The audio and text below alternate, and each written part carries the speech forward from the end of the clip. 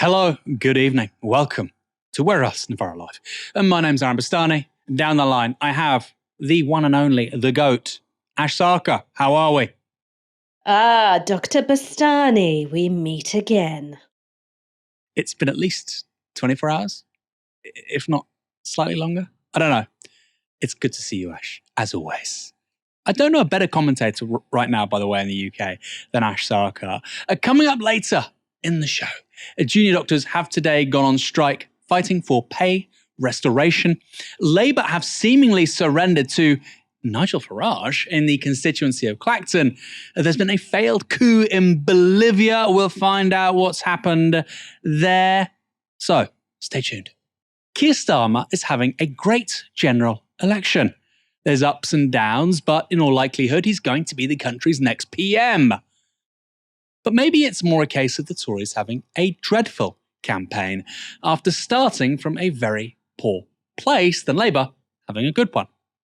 Or maybe, even if you think Labour have been solid as an organisation, Starmer himself is hardly pulling up trees.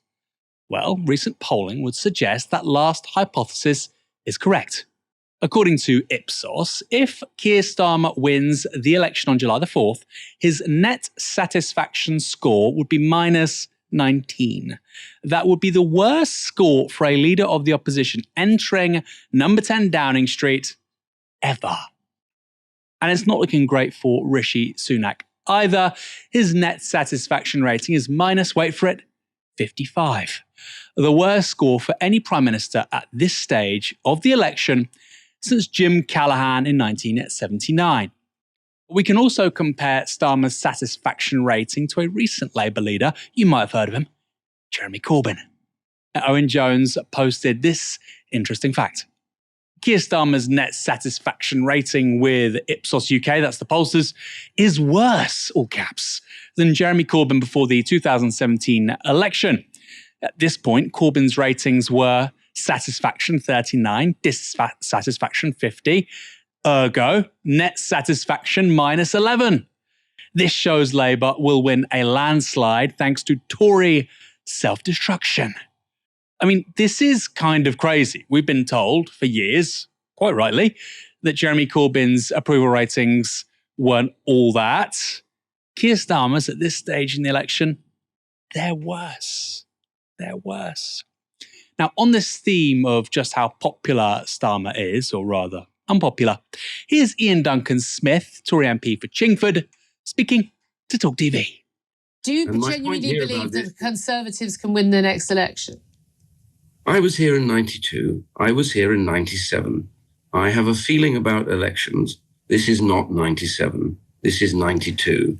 What we've 92, of course, when John made a surprise, everyone thought Kinnock was going to walk in, John Major won. In 97, of course, it was kind of almost a foregone conclusion Blair was going to win, but then the majority was bigger than they'd expected. Are you saying you think that the Tories genuinely could win this election? As I say, I've been in 11 elections. Okay. And I talk to a lot of people, and I'm doing so right now. And what I get from this is anger with the government, annoyance, being fed up, cost of living crisis, difficulties they've had to face. Absolutely. Rishi's owned up to the problems behind that. As I said earlier on, COVID, cost of living crisis, all of this has affected every government in the developed world, but we are getting it right. But the main point is, when you talk to them about it, they are not set in concrete about what they're going to do. I find the biggest issue isn't about reform. It's about people thinking of not even bothering. That's one of the big issues now. But again, people staying at home, that's what happened in 1997. Tory voters stayed at home. Let me finish. In 97, people could name Blair. They knew exactly all about him and Brown. There were Conservatives who were going to Labour at that stage because they had decided it was time to change. Right now, the feeling I've got from the electorate is they're annoyed and angry, but they simply don't get Labour. I have yet to come across a single constituent who says to me, do you know what? I like that Starmer bloke and I think he's right. I'm going to vote for him. I don't get any of that at all. Where I did in 96 and 97. Right, so you feel that's 92, different? It was very similar. Doubts about Kinnock, doubts about the Labour Party was still there. They're still there today. Ian Duncan-Smith there, arguably the most unsuccessful Tory leader in my lifetime. Ian, by the way, you're talking about your experience in Chingford, that's just one seat. Chingford is not representative of the country. Personally, I know many Tory voters going Labour who are intending to back the party of Keir Starmer. I meet them every time we do a Vox Pop here at Novara Media. Every time. And by the way, I'm going particularly to the blue wall. I'm asking Tory voters. They're telling me I'm voting for Labour. The question is that lots of people? Maybe not. True.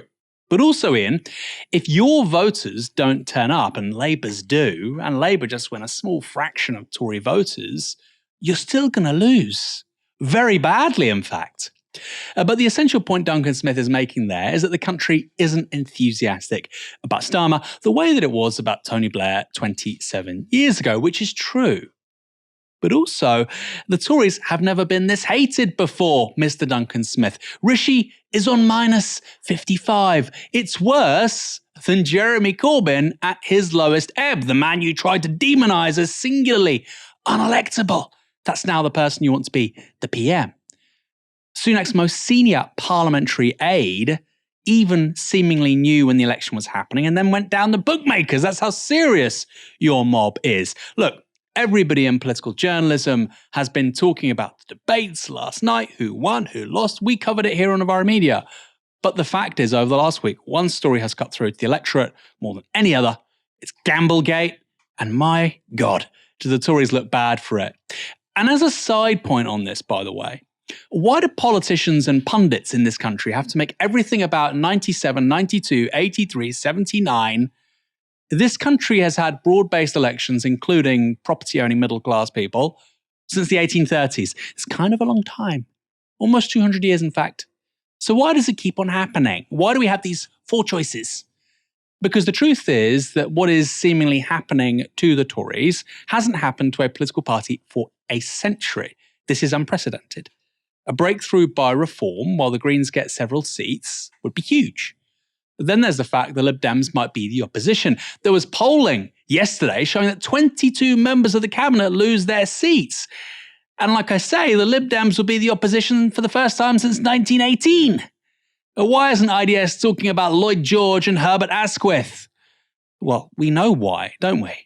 These people are narcissists, and in recent decades, any idea that politics started before the arrival of the television is nonsense to them. Hence, as I insinuated, everything has to be a repeat of 79, 83, 92, 97.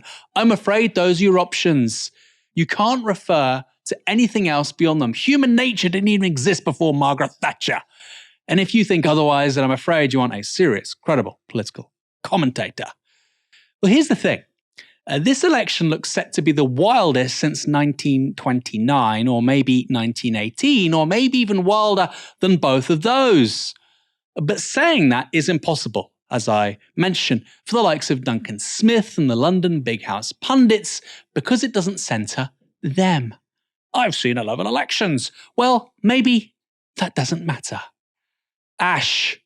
While IDS might be over-optimistic about his party's chances, he is right that people aren't enthusiastic about Starmer, and those polling numbers, they tell a similar story with regards to just how indifferent people seem to be about a man who may win a historic majority. So I think if we were to take the temperature of the British electorate over the last few years, you'd say they're pretty volatile. There have been big shifts which have promised historic realignments in voting behaviour within the space of a single term.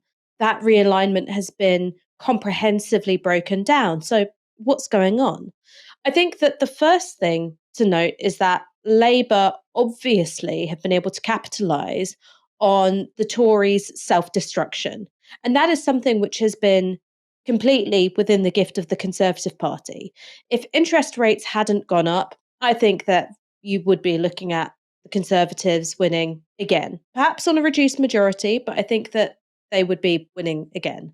The reason for that is because even though we are in a country where seemingly nothing works because of a 40-year neoliberal consensus, which was made all the worse by 14 years of austerity, but there was a electoral consensus around it because enough people's interests were protected through the form of rising house prices. So if you were somebody who could afford to buy their own house, could afford to get a mortgage, credit being basically free, you'd be fine. So it's about creating these pockets of wealth within a sea of immiseration. And the Conservatives have made that work for 14 years. The fact that that's all collapsed has got nothing to do with Keir Starmer, but the depth of that betrayal, that the Conservatives elected a leader in Liz Truss who accelerated and intensified something that was already going to happen anyway, which is interest rates going up, and seemed like such a fucking bozo while she did it. That was a huge betrayal for that section of the electorate who'd been really, really propping up the Conservative Party. With that having happened, you've ended up with a level of support for Labour, which is very, very broad, but very, very shallow. There's also been polling changes since 2019. So Labour have lost some of those 2019 voters, many of them towards parties towards their left, so the Greens or the Workers' Party, even a few towards Reform. And I think what that's signalling is that yes, Keir Starmer can come in on a landslide. I don't think this is going to be 92, by the way. I think that if it was going to be 92, that would be the single biggest polling error in history. Polls get it wrong, but I'm not sure about polls getting it that wrong.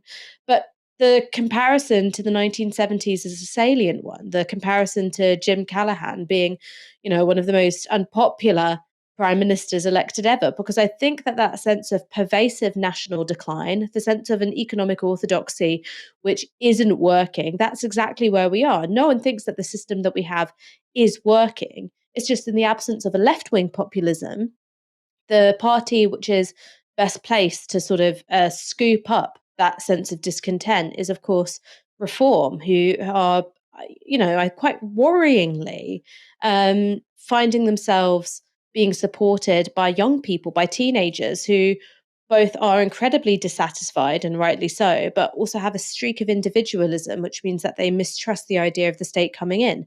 That, to me, sounds very 1970s, which is, at first, you would you'd perhaps expect the left to do well, because we're the ones who say that the economy has to be radically different, we're going to change everything. But the right, particularly if they're as canny and as organised as Nigel Farage, they can present a real problem. And so I think the Labour Party is very complacent at the moment, because they're looking at the poll lead over the Conservative Party. That's not a small achievement, but it's largely been one that has nothing to do with them. And they're not looking at the ways in which they can be threatened by populist projects once they get in, and they're still defending a broken status quo. Yeah, I think that's fair. I suppose Labour would say, look, it's a nice problem to have winning a majority of 200 and then having to look 5 years down the line, which is sort of true, I guess. But I think what you're saying there is particularly salient, Ash, because Keir Starmer as a politician seems almost uniquely vulnerable to somebody like Nigel Farage. I was watching that debate last night and I thought, by the way, polling said it was 50-50 split. I think because Sunak is doing so poorly in the election, it has to be taken as a Sunak win, right? They both had their moments, but I felt Sunak did slightly better. But if that was Farage, if you had Farage as Lotto, leader of the opposition, which by the way is not very likely, it would be a very different kind of political environment, set of challenges for Labour. And look, on the one hand, yes, it's very, very good to get a very large majority, of course. But I think what you said there, Ash, is so perfect. A very broad coalition, but very, very shallow. We replaced in this country social democracy with home ownership and, like you say, cheap credit over the last 40 years. That's what we did. We replaced social democracy with basically being able to get on the property ladder and being able to get on the property ladder with increasingly cheap credit. That's what we did. And then we briefly lost the cheap credit bit, right? And the reason why you're seeing existential challenges to the system actually amongst younger people over the last 15 years, voting for Corbyn or choosing to vote for independence in Scotland, although not being a social majority, it's because those people can't get on the property ladder, right? So the thing that replaced social democracy isn't filling in for certain groups of people. So there's problems there for Starmer, but also opportunities. The question is, how will he respond to them? Now, one of the reasons Now, one of the reasons for Starmer's unpopularity in some quarters is his capacity to openly lie, or to simply say wildly different things to different audiences at different moments. Take this from yesterday when the Labour leader was talking to ITV. Loads of people speaking to me this year have raised concerns with first past the post. They don't think it's very fair. Do you think it's fair? It's the right system, and it has given us strong government in this country, and we are not making any changes to it. Electoral reform, bad. We have strong government in this country, but did I say we've had 14 years of chaos? Which one is it, Keir? By the way, of course he thinks it's bad now, electoral reform. Given his personal unpopularity, Starmer may well need our antiquated and undemocratic system to push him over the line and get into Downing Street. But wait, because just 4 years ago, Keir Starmer was saying this. On electoral reform, we've got to address the fact that millions of people vote in safe seats and they feel their vote doesn't count. And that's got to be addressed. We will never get full participation in our electoral system until we do that at every level. So we need to address that. We need to address that. Oh no, it works perfectly fine. Of course, if that was a politician on the right, you bet they'd be called Trumpian, maybe even fascist. What do you know? Another self-serving U-turn from the future Prime Minister, or so we think. Ash, we keep on seeing these U-turns and this flagrant lying, and it seems to be that the liberal press and a lot of broadcast media seem to give him a free ride. How come when Jeremy Corbyn was called out, or even Boris Johnson, it was bad, but with Keir we give him his chance. It's okay. But you know what, Aaron? I'm going to deliver my analysis in just a second, but I just want to ask whether the production team can pull up an image of that ITV reporter again, because I believe this might be the first instance of on-screen mullet representation that I've seen in British political media. There it is. I've not seen one on camera before. This is truly shattering the glass ceiling in British media. This is a win for marginalised groups everywhere. In fact, the M in BAME stands for mullet. And mashallah, brother, absolutely mashallah. Sorry, I was very distracted by the mullet. Let's talk about Keir Starmer and deception. There is no way to describe his ascent to the highest echelons of the Labour Party, becoming Labour Party leader, and then his subsequent shift to the right without using words like deception, dishonesty. He lied. He pitched himself as a left-wing candidate, a kind of Corbyn in a suit figure, not standing by everything in the 2019 manifesto, but certainly the 2017 manifesto, in favour of nationalisation of rail, mail and energy, in favour of taxing the wealthiest. He wanted to defend freedom of movement as we left the EU, and quite clearly wanted to reform the electoral system as well.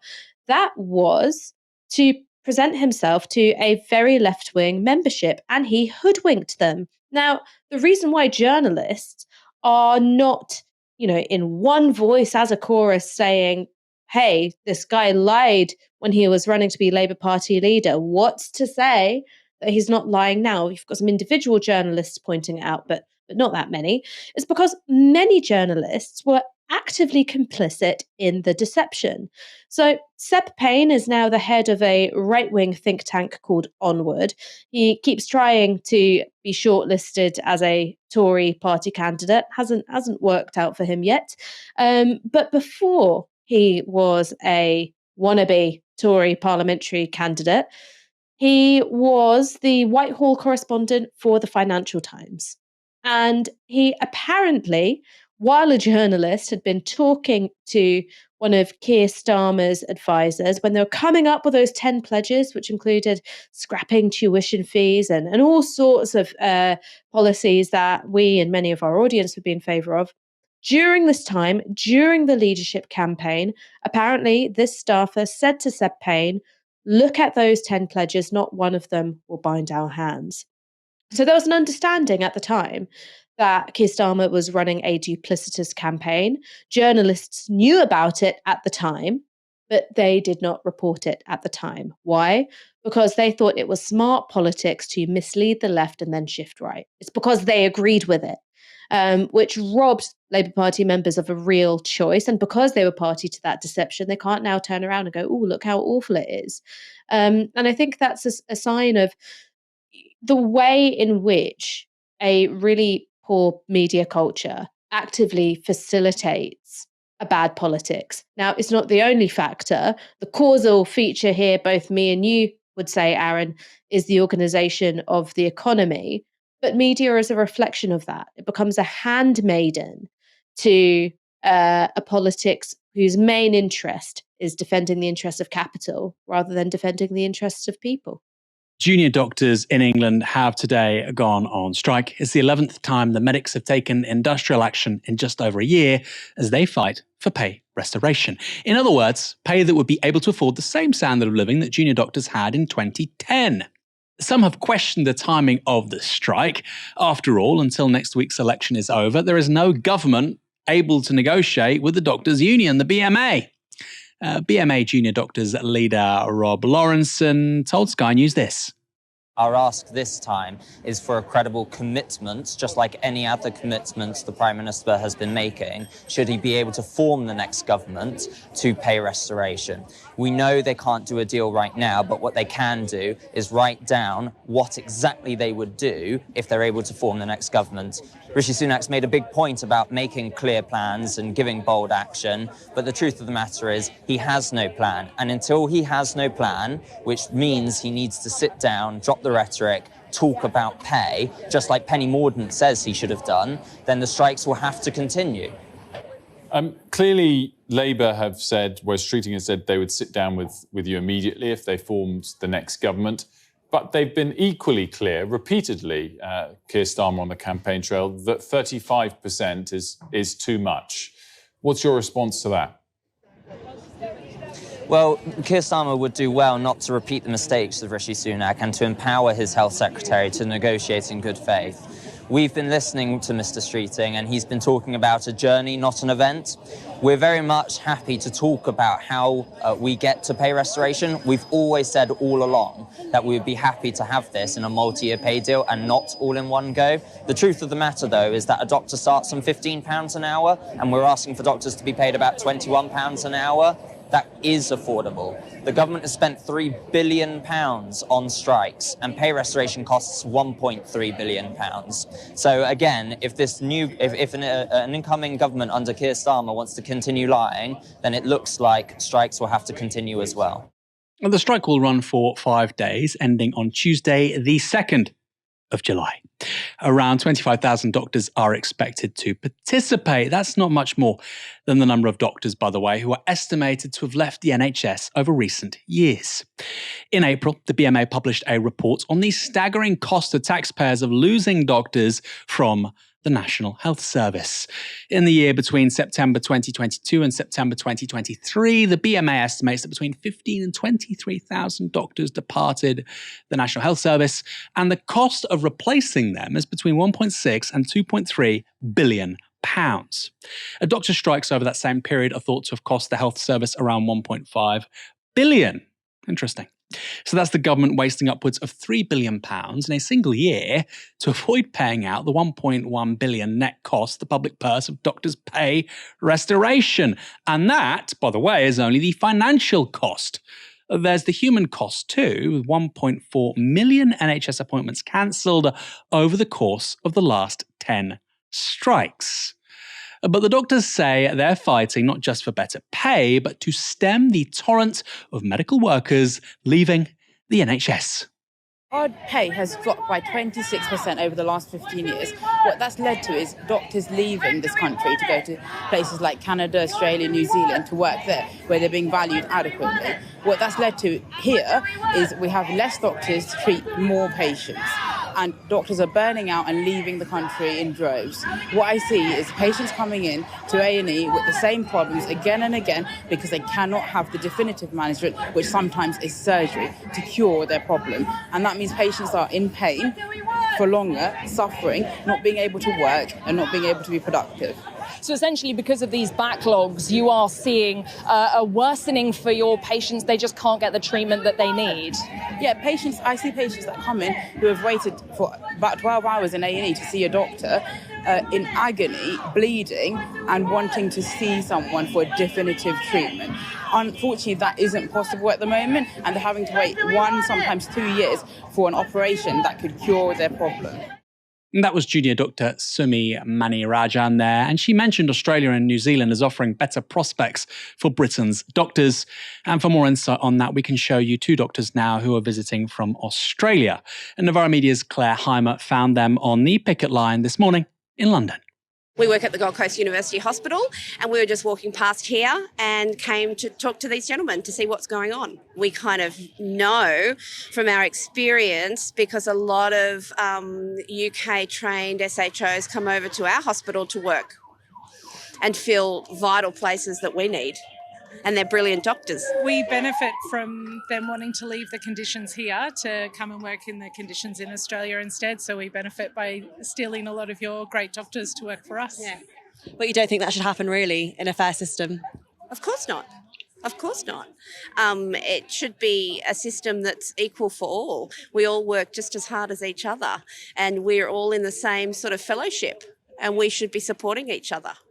And what are some of the stories that you've heard about what the conditions are like for doctors here in the UK? It's compared to the pay, I think financially it's much more attractive in Australia. I think the hours that are worked are extremely long, and the conditions are difficult as well. I mean, we're having our own healthcare crisis like everywhere else in the world, but we still take time for teaching and take time for breaks and take time to look after our doctors. People deserve good conditions for what they do, and people have worked incredibly hard to get to where they are, and they need to be financially remunerated for that and acknowledged. A poorly treated health service means a poorly treated country too. By December last year, there were 2.7 million people off work due to ill health. As of this month, there are 7.5 million people waiting for NHS treatment, with 300,000 waiting for more than a year. The relationship between these figures couldn't be more obvious. Yet while both Labour and the Tories have stressed the importance of getting waiting lists down and people back into work, neither have promised much additional investment for the NHS. On the picket line, Andrew Myerson explained to Novara Media how the policies of both parties are letting the country down. Every time we invest £1 in the NHS, we get £4 back in growth. If we want a healthy, wealthy country where people are not on sick leave, where they are in work and they're productive, then we need to be able to provide care for them. And right now, we are just seeing far too many of our colleagues leaving in record numbers, and that needs to change. And that needs to be an election issue. The staff hemorrhage is, there's a staff crisis we have, along with the NHS funding crisis, along with the NHS beds crisis, along with the NHS social care crisis. And government needs to take this seriously. And so after a decade of health workers being undervalued and undermined by government officials, I think the trust is not there. I think the public know that that there's very little faith in our politicians right now, and that's mimicked in NHS staff as well. And so we are not taking anybody's word for it. We're continuing fighting, because if we don't fight, then on the other side of this election, there's not going to be an NHS left to fight for. Ash, a lot of people aren't really going to care about this. For want of a better word, because of course there's a general election campaign. There's debate around, well, why would you strike? Obviously, there's no government to negotiate with. But they also heard a moment ago, those numbers I reeled off with regards to the number of health professionals leaving the country right now. This is costing Britain a huge amount of money, The fact that we won't give them that pay rise, it's, from an economic point of view, incredibly stupid. And I think today, this industrial action is hopefully compounding that point and compounding it, because you can't say it enough. What's your view on this? I mean, is it a smart thing to do politically to actually make the economic argument with regards to this? We pay to train health professionals up. We have a publicly funded NHS. People are leaving because, frankly, at a certain stage in their careers, they're paid very bad wages. Well, I think that it is important to make the economic case, not because it just has to be good economics to save people's lives, but because we've got parties which are talking about growth without any consideration for what ripping the heart out of public services has done for growth. Because we've got a less healthy population, more people who are unable to work, because we've got people who are having to take time out of work in order to care for sick and disabled loved ones, that has a massive economic impact. And so you can't just talk about growth in terms of, oh, how do we get, corporate giants like BlackRock to come and invest in this country? It's also about going, all right, well, what kind of workforce do we have? Are they healthy? Are they educated? Can they afford a decent standard of living on the average wage? Because if your answer to all those things is no, well, no wonder you've got low productivity, no wonder you've got sluggish growth. When it comes to the state of the NHS and in particular the impact of a junior doctor strike, I just want to share some personal experience with you.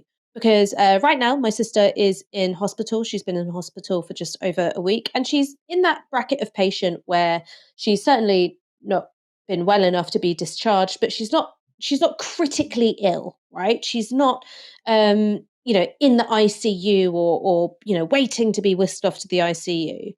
And so what that means is that, yes, you get medical attention, but because there are quite a few people in the hospital who are sicker than you, if a patient starts crashing, that requires 3 medical staff. That means that sort of, hour to hour care that transforms someone's experience in a healthcare setting from being, all right, but kind of scary and you wish it wasn't so shabby, to something which is truly world class. That doesn't happen. And that's not because the staff are uncaring or unfeeling. Every interaction she or I have had with the staff, they've been efficient, they've been compassionate, but they just can't do that kind of hour to hour check that you would expect in the 6th largest economy in the world. And it's those little things like hospitals being, sort of shabby, right? Flaking paint, water ingress through the ceilings, to bigger things like, this patient isn't that mobile. Are they going to get help to go to the bathroom? If they can't go to the bathroom, will there be someone on hand to, change their sheets so they're not sitting in their own urine? These are all things which really, really impact on patients, right? It changes it from, a kind of horrible but necessary experience to one that you can look back on as, personally difficult because no one likes being sick. But, one where you go, yeah, I was absolutely in the right hands. It takes a lot of the anxiety out of it. And so that's how the NHS is operating when there isn't a strike day. There are delays on getting people into the right wards because the beds aren't available. Part of the reason why beds aren't available is because of staff shortages. You don't have enough staff to be able to check on people really regularly. And you also have a higher demand because we've got a less healthy population. That's what it's like without a strike.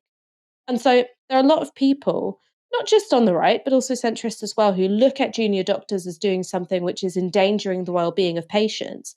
If they weren't going on strike, we wouldn't be having quite so many of these conversations about what the day-to-day reality of hospitals are like and what that means for patient safety. I think they're sounding a really important and very urgent alarm for what the status quo has become inside British hospitals. There really is something very, very, very bad happening with the NHS. And by the way, look, we talked earlier on about interest rates and the role of interest rates with regards to the collapse of the Tory vote. I think migration too, of course. You can't be an anti-migration party and then have 1.3 million net migration over 2 years. You can't do that. It's not an argument about whether or not you should have higher or lower immigration. You can't repeatedly say you're going to get it to tens of thousands and have 1.3 million people. But I also do think the NHS is a major problem. Because of the way the NHS works in this country, you can have private healthcare. You're still using public sector A&Es. You're still going to use the NHS in terms of delivering a baby, etc. Bolivia's left-wing president, Luis Arce, has faced down an attempted military coup after asserting his authority over the country's armed forces. This is the moment an armoured vehicle broke through the fortified doors of the presidential palace in Bolivia's capital of La Paz on Wednesday. Soon, hundreds of troops that had earlier been stationed in the capital's Murillo Square swarmed through the broken barrier and into the presidential compound. The leader of the attempted coup was this man, General Juan José Zúñiga. He was appointed as commander of the Bolivian army in 2022, but on Tuesday, he was removed from his role after remarks he made about Bolivia's former socialist president, Evo Morales, during a televised interview. Just 24 hours after his sacking, General Zúñiga attempted to overthrow the government. As he entered the presidential palace, Zúñiga said this to a local TV station. The three chiefs of the armed forces have come to express our dismay.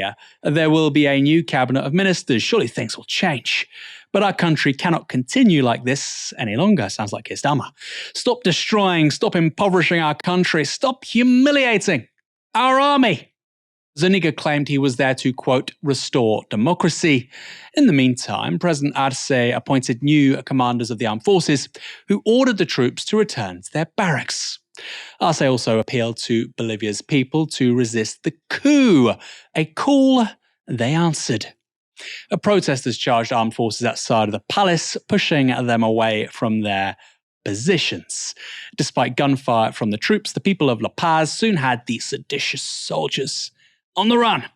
And meanwhile, inside the palace, a tense standoff was unfolding.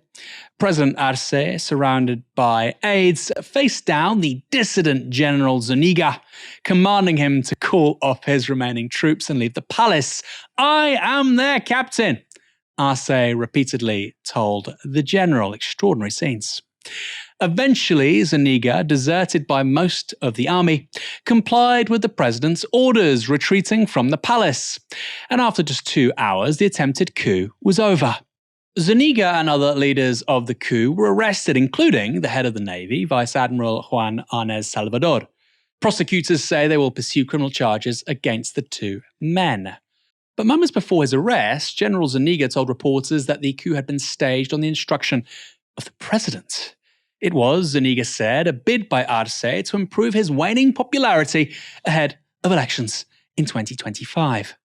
That claim was supported by a leading opposition senator who suggested that an economic and judicial crisis had prompted Mr. Arce to launch a, quote, self-coup. Those claims don't appear to have cut through with the city's residents, though. They turned out in huge numbers to be addressed by President Arce. Arce said, "We are always grateful to the Bolivian people. Thank you, brothers and sisters. Long live the Bolivian people. Long live democracy. Long live our plurinational state of Bolivia." I'm joined now by David Adler, co-general coordinator of the Progressive International and good friend, I must say, of Novara Media. David, can you start by telling us what you make of the general saying he was told by Arce to mount the challenge against him? The suggestion is there was a, quote, self-coup. How plausible is that? Well, first of all, Aaron, we never have a chance to talk on this show. I'm always with Michael, so what a pleasure it is to see you and to have this chance to discuss Latin American affairs from where I'm sitting now in Tegucigalpa and Honduras, where lots of leaders from across Latin America are coming to discuss this exact question. What happened yesterday? And the reason why they're asking that question is because there's many things we don't understand and we don't know. So what do we know?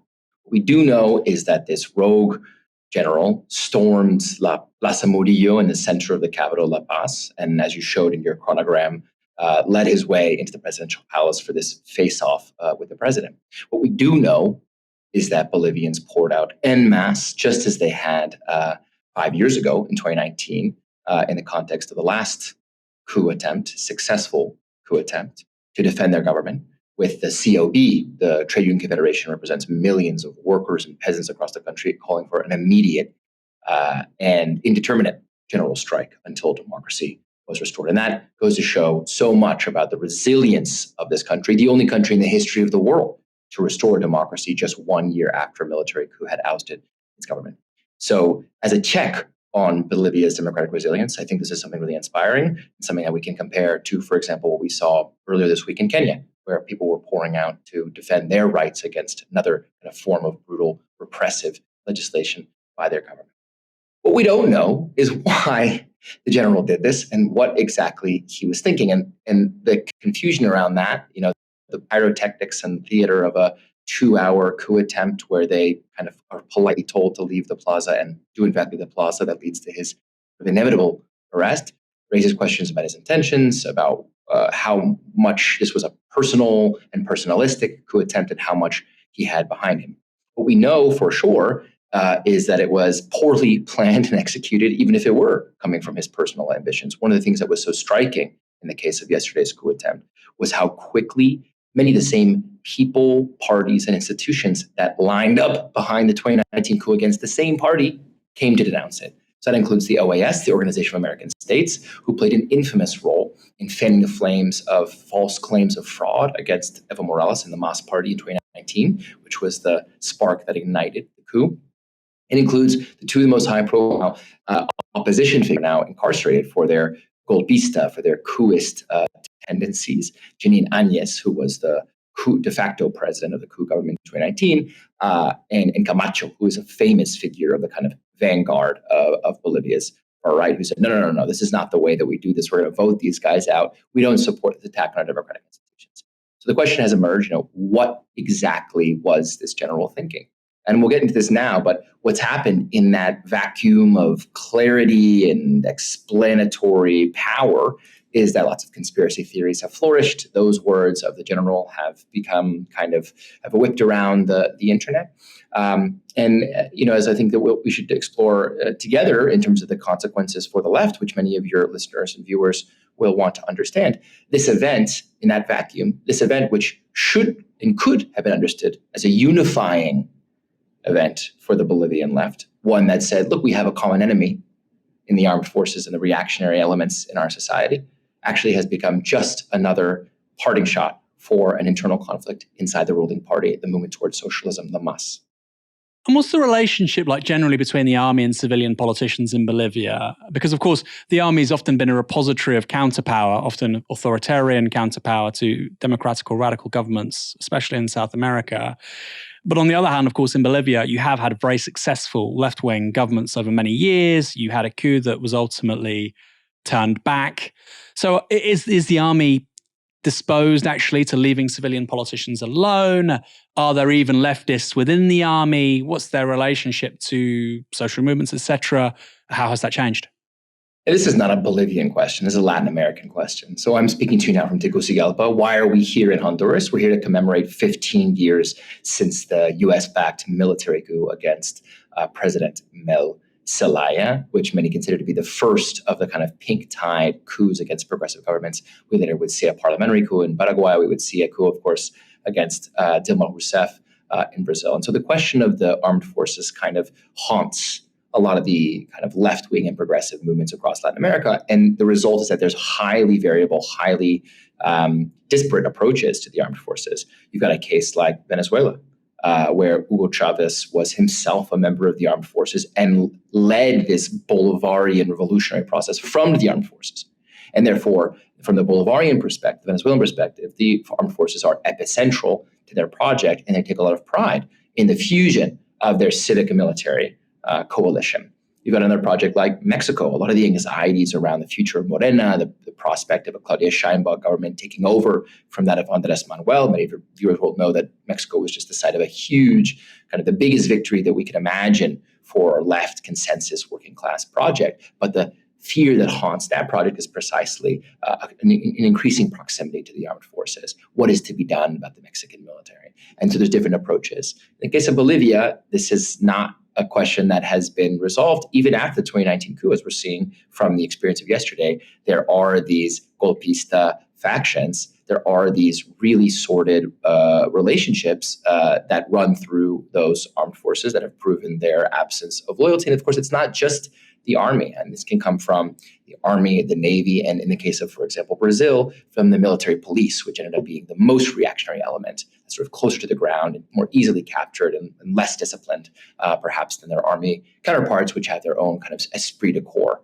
And so the answer is not just dynamic across geography, it's dynamic over time. And what we're seeing in Bolivia is this kind of sense check, a reality check, that, hey, maybe these forces that we thought we tamed and put back in our corner are more disloyal than we would have hoped.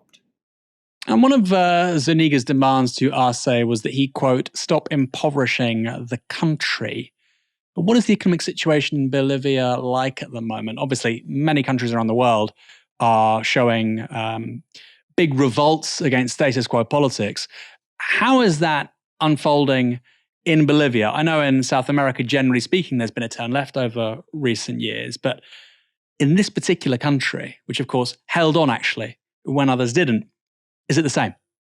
Bolivia is the site of probably the most spectacular economic miracle of any country of the Pink Tide. It's a country that was consistently ranked before the arrival of the MAS among the worst in terms of extreme poverty, underdevelopment, you might say, and extreme segregation between its white colonial minority concentrated in cities, kind of latifundista in some ways, and its indigenous majority, oftentimes out in rural sectors. And the MAS inaugurated just an incredible economic transformation that saw a massive reduction in extreme poverty, a massive reduction in poverty generally, and an explosion of activity in a lot of the sectors that were underdeveloped, industrial sectors, for example, expanding in directions that everyone thought were impossible for a country like Bolivia, with its emphasis on kind of rural and indigenous sectors.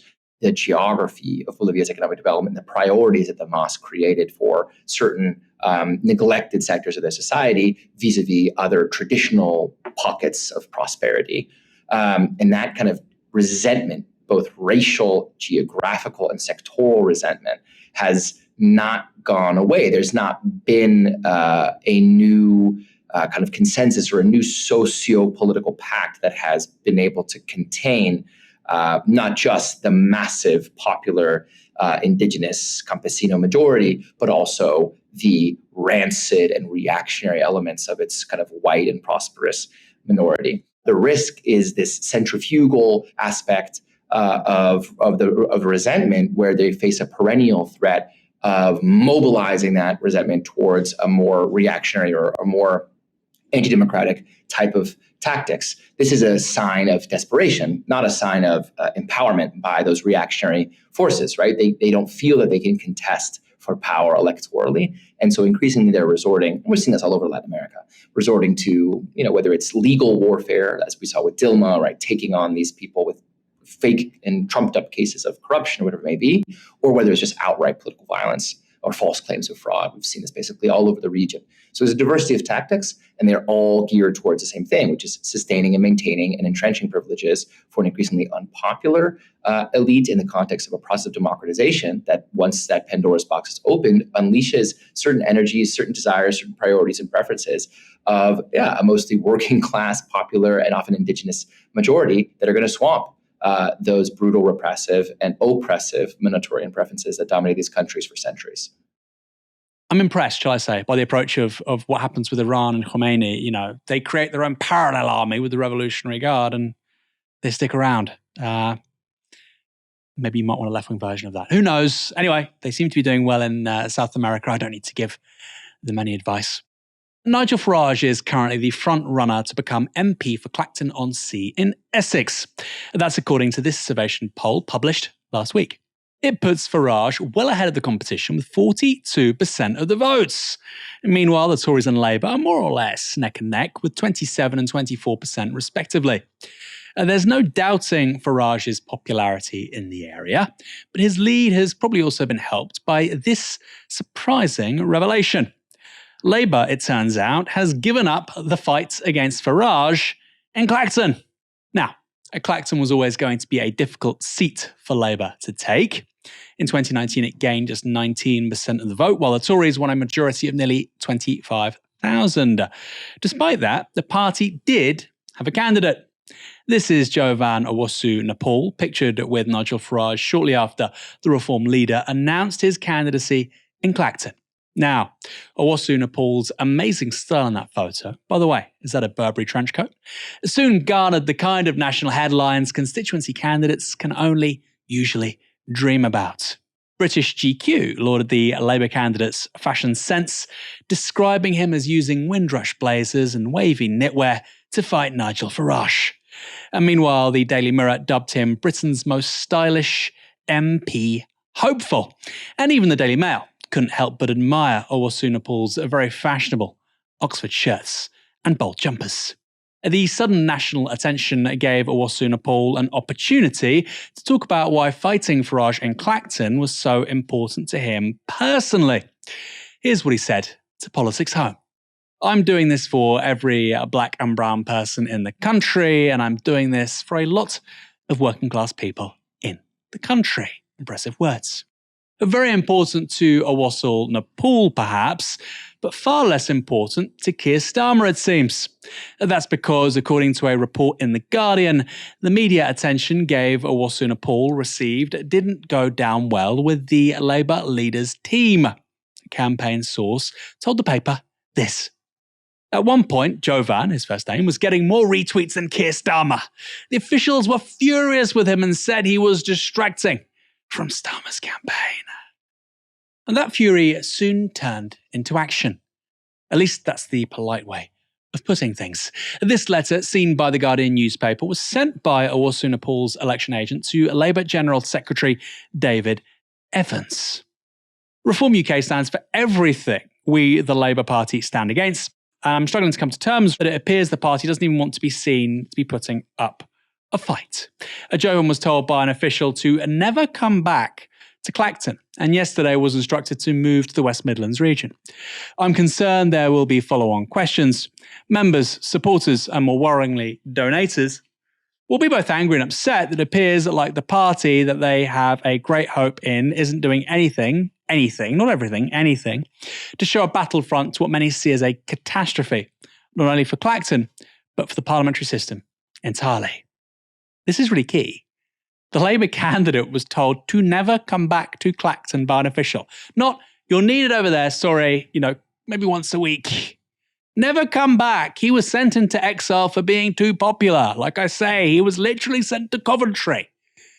And meanwhile, Clacton's CLP, its constituency Labour Party, has said they've been banned from printing leaflets, blocked from using campaigning software, and have been kicked out of the campaign's social media accounts. This is not normal behaviour. One member of the local party told The Guardian this. Our candidate gets some real traction, and with a week and a bit to go, they pull him out and will not allow him back into the constituency. By the way, how do you police that? What, are they going to have border guards? To fight for a place in this area's most important election in a generation. This is absolutely disgusting on every level. Jovan Owasuna Paul hasn't commented on the story so far, but the Labour Party has said this. We are working hard to deliver as many Labour MPs as possible in the general election, and our campaigners are bringing our message of change to people across the country, except Clacton, it seems. Maybe it's just the other 649 seats. Ash.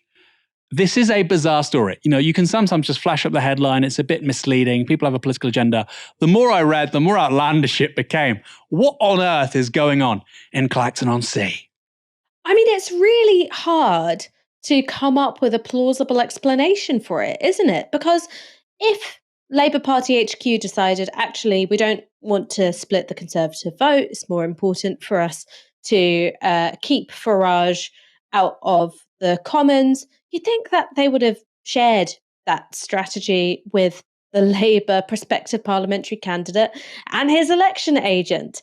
If it is just as, it's being reported to be, that there's simply a reluctance to have any candidate potentially overshadow Keir Starmer in any way, then I think that shows you the real weakness of the Starmer project. He can be riding high in the polls. He can be on course for a landslide, unlike anything in our lifetimes. And yet there's still a worry. Could someone be more popular than me?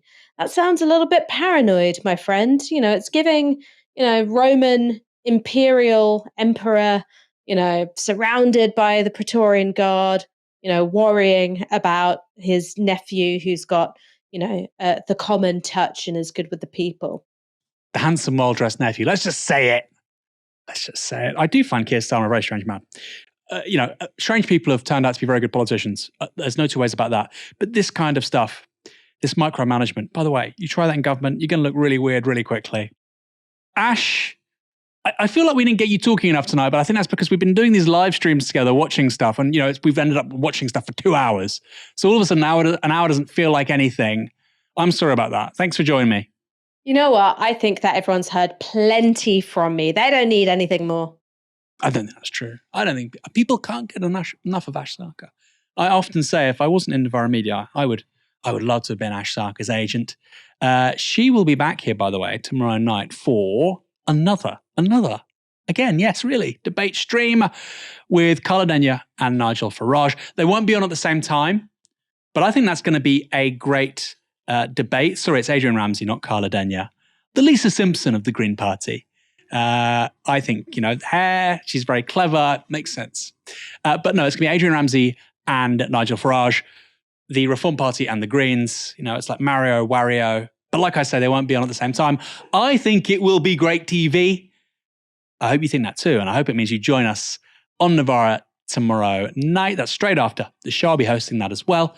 But for now, you've been watching Novara Media. Good night.